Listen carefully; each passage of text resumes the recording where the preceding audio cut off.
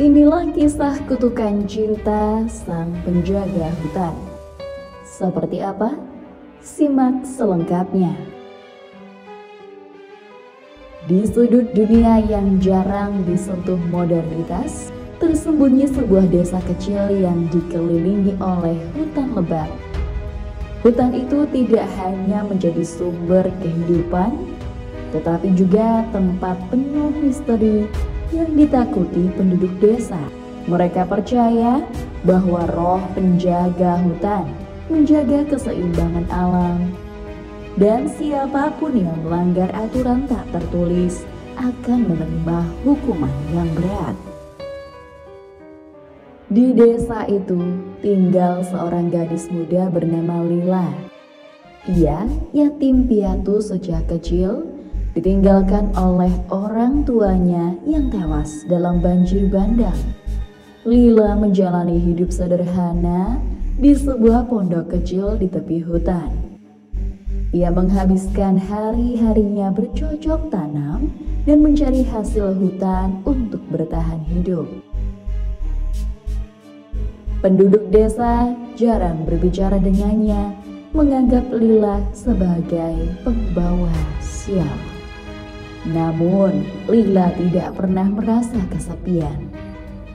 Hutan dengan segala keindahan dan misterinya adalah sahabat sejatinya.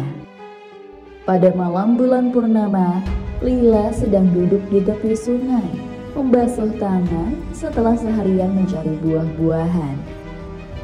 Udara dingin dan suara aliran sungai memberikan ketenangan. Namun, ketenangan itu terganggu oleh suara gemerisik di semak-semak di belakangnya. Lila menoleh, dan di sana matanya bertemu dengan sepasang mata merah menyala.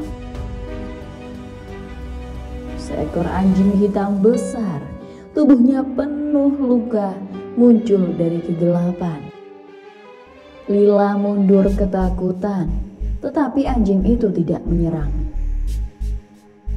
Ia hanya berdiri, memandang Lila dengan tatapan yang penuh kesakitan dan kelelahan. "Kau terluka?" bisik Lila, suaranya hampir tenggelam dalam gemuruh sungai. Dengan hati-hati, ia mendekati anjing itu yang tidak menunjukkan tanda-tanda agresi. "Aku akan membantumu," katanya, meskipun hatinya berdebar kencang. Lila membawa anjing itu pulang ke pondoknya. Ia membersihkan luka-lukanya, memberinya makanan, dan menutupi tubuhnya dengan kain agar tetap hangat. Anjing itu yang kemudian diberi nama Bara oleh Lila tampak memahami setiap gerakan dan kata-kata Lila. Sejak malam itu, Bara menjadi teman setia Lila. Hari-hari berlalu dan hubungan antara Lila dan Bara semakin erat. Bara selalu mengikuti Lila ke hutan, melindunginya dari bahaya. Namun, Lila mulai menyadari sesuatu yang aneh. Bara terlalu cerdas untuk seekor anjing. Ia seolah memahami setiap kata yang diucapkan Lila, dan matanya seringkali menatap Lila dengan cara yang aneh, seperti seorang manusia. Suatu malam, Lila terbangun oleh suara gemuruh di luar pondok. Ia keluar dan melihat Bara berdiri di tengah halaman menatap bulan purnama.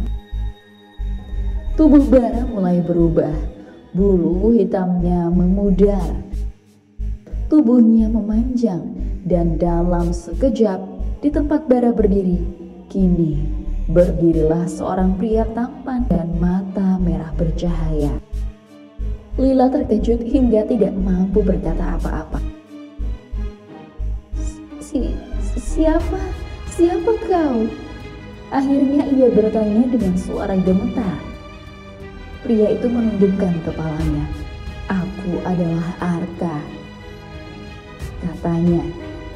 "Aku penjaga hutan ini."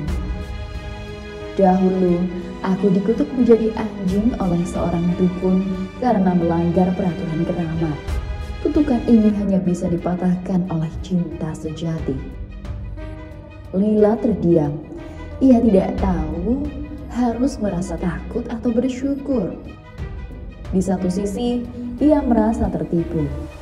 Di sisi lain, ia menyadari bahwa ia telah jatuh cinta pada Bara dalam bentuk apapun ia berada. Jadi, selama ini kau, Bara? Tanyanya pelan. Arka mengangguk. Kau telah membebaskanku, Lila, tetapi kutukan ini belum sepenuhnya hilang. Aku masih terikat pada hutan ini. Aku tidak bisa pergi jauh dari sini. Hubungan Lila dan Arka semakin mendalam. Mereka hidup bersama di pondok kecil di tepi hutan. Arka sering menceritakan kisah masa lalunya sebagai penjaga hutan, dan Lila merasa hidupnya menjadi lebih berarti. Namun, kebahagiaan mereka mulai diuji ketika Lila menyadari bahwa ia hamil. Arka, kata Lila pada suatu malam, aku mengandung anakmu. Arka tertegun. Anak kita? Tanyanya pelan. Kemudian ia tersenyum dan memeluk Lila erat. Ini adalah keajaiban, Lila. Namun anak kita akan mewarisi darahku. Ia akan memiliki takdir yang berbeda dari anak-anak lainnya. Lila merasa khawatir. Bagaimana ia akan melahirkan dan membesarkan anak ini? Bagaimana ia akan menjelaskan keberadaan Arka kepada penduduk desa? Namun, Arka selalu meyakinkannya bahwa segalanya akan baik-baik saja. Kebahagiaan Lila dan Arka tidak berlangsung lama. Kabar tentang kehamilan Lila sampai ke telinga penduduk desa. Mereka mulai curiga bahwa Lila telah bersekutu dengan roh jahat. Kepala desa yang selama ini tidak menyukai Lila memutuskan untuk bertindak. Kita harus menghentikan ini sebelum kutukan menghancurkan desa kita, katanya. Pada suatu malam, sekelompok penduduk desa datang ke pondok Lila dengan membawa obor dan senjata. Mereka menyeret Lila keluar, menuduhnya telah membawa kutukan ke desa. Kau telah mencemari desa ini, teriak salah satu dari mereka. Kau harus dihukum. Arka muncul dari hutan, kali ini dalam wujud manusianya. Ia memohon kepada penduduk desa untuk melepaskan Lila, tetapi mereka tidak mendengarkan. Mereka menyerang Arka dengan tombak, tetapi Arka melawan dengan kekuatan luar biasa. Dalam kekacauan itu, Lila berhasil melarikan diri ke dalam hutan. Arka, meski terluka parah, terus melindungi Lila. Namun, dukun tua yang pernah mengutuknya muncul dan mengucapkan mantra yang membuat Arka kehilangan kekuatannya. Kau tidak pantas hidup di dunia ini, teriak dukun itu. Dengan sisa tenaganya, Arka memeluk Lila. Jaga anak kita, bisiknya. Ia adalah harapan terakhir untuk melindungi hutan ini. Tubuh Arka berubah menjadi kabut yang menyelimuti Lila, melindunginya dari serangan penduduk desa. Lila melarikan diri ke dalam hutan, hidup sendiri sambil menanti kelahiran anaknya. Anak itu lahir di bawah pohon besar dengan mata merah bercahaya seperti ayahnya. Ia memiliki kekuatan yang luar biasa dan menjadi penjaga baru hutan itu.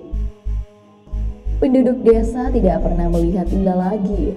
Mereka percaya bahwa ia telah menjadi bagian dari hutan, hidup bersama roh Arka.